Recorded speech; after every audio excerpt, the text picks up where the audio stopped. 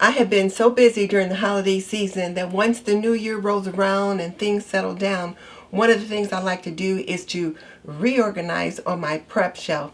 And I have been playing dump and run. I picked up quite a few new things and just shoved them on here anywhere they could go. So now I'm going to get everything off and then get things reorganized. So let's get that started. Now this is my extended pantry or my prepper pantry. This is where I keep all the extra things that I don't keep in the kitchen in my working pantry.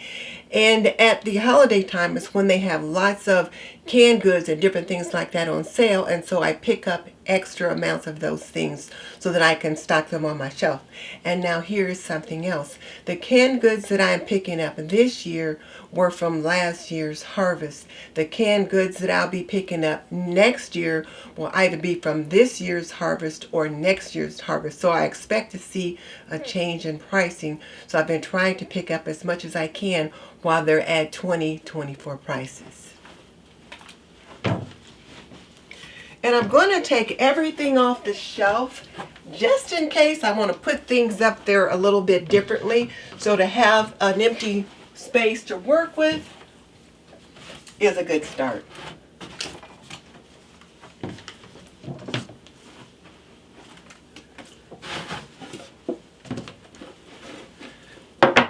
Now I've been throwing these teas up here, the coffee. If you have not started putting together an extended pantry, also known as a prepper pantry, it is not too late. I encourage you to start now. If your budget is tight and the grocery budget will only get tighter, begin your extended pantry with a 2-week food supply with the goal of creating a pantry that you can use to feed your family for a 3-month period. Once you've got 3 months, you'll want to work on 6 months, but let's start with 2 weeks.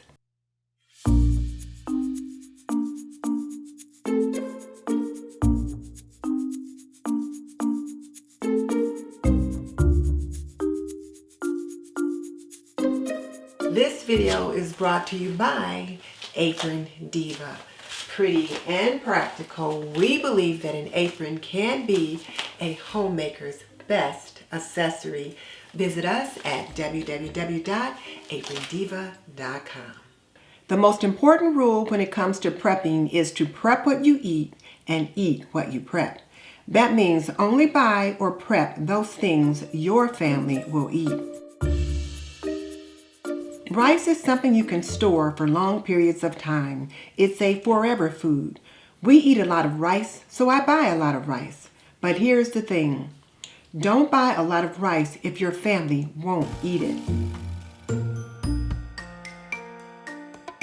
When it comes to building an extended pantry, start with water and protein.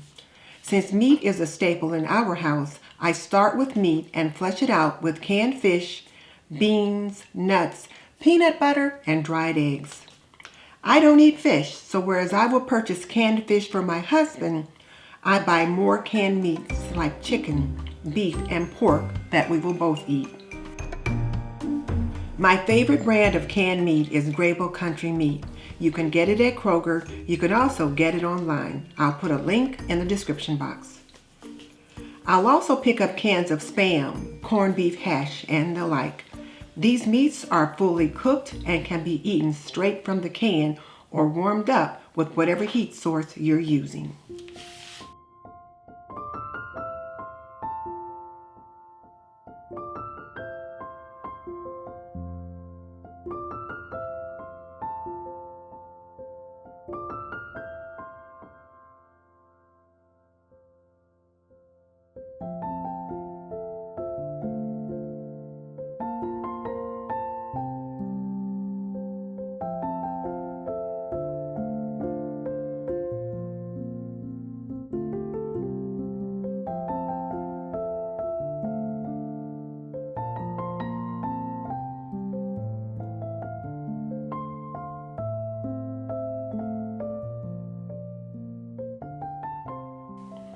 Inexpensive bins and baskets help me to keep things organized.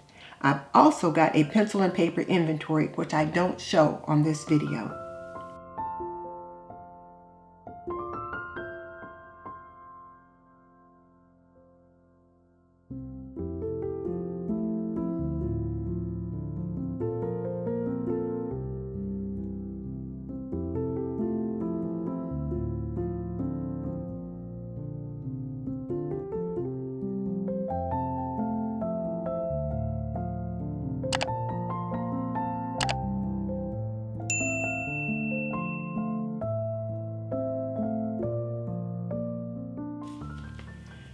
Since my pantry is not new, I'm focused on topping it off or filling in the gaps. I look ahead and think about what's coming. Right now, winter is coming. That means cold and flu season. So I make sure we have plenty of tea, coffee, and hot chocolate or cocoa on my shelf. If I had children here, I'd stock up on juice pouches and that kind of thing. I also include canned fruits and vegetables, condiments, pickles, peanut butter, powdered milk, shelf-stable milk, flour, sugar, and anything else we'll need throughout the year. I'm putting together the food insurance for my family. I encourage you to do the same for your family.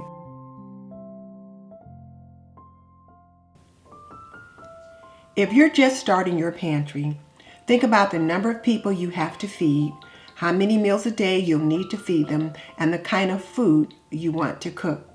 And don't forget any furry friends that might be a part of your family.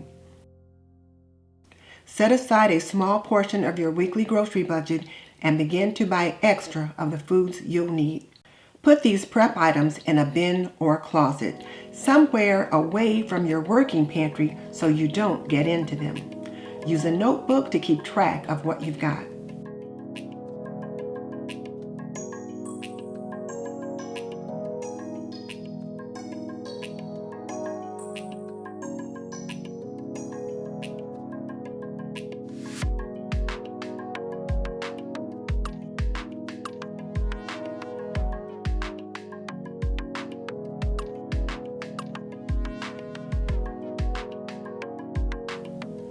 One of the most important things I do is rotate the foods in and out. I mark the dates on the cans so I know when the best buy or expiration date is. I organize like items with like items so I know what I've got. The can rack organizer is a big help. I've got 2 here and 1 in my working pantry. They allow me to see what's what, and I can easily determine when I need more.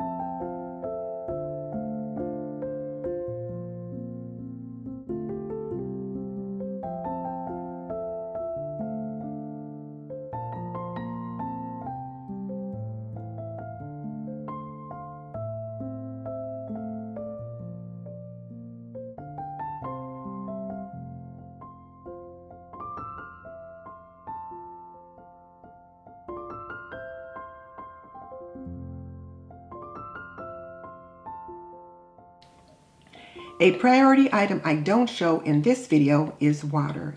I do stock up on water as well, but we keep it elsewhere. And more importantly, I take advantage of end of the year sales to stock up on canned goods, condiments, and whatever else we might need.